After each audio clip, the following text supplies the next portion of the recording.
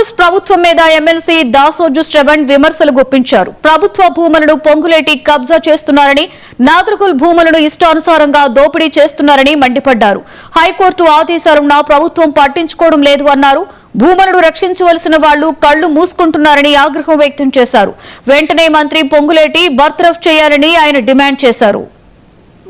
ఫెన్సింగ్లు పెట్టి దాన్ని కన్స్ట్రక్షన్కు పాల్పడతా ఉన్నారు. మేము అడుగుతా ఉన్నాం, ఈ రాష్ట్రంలో ఇదేమైనా అసలు రాజ్యాంగం ఉందా ఈ తెలంగాణలో? పొంగులేటి శ్రీనివాసరెడ్డి గారికి లేకపోతే ఆయన సంబంధించిన బినామీలకు ఏమైనా మొత్తం హైదరాబాద్ చుట్టుపట్ల ఉన్నట్టు ఒక భూములని రాసిచ్చేసింది ఏమన్నా మీరు? What non sense is happening in Telangana?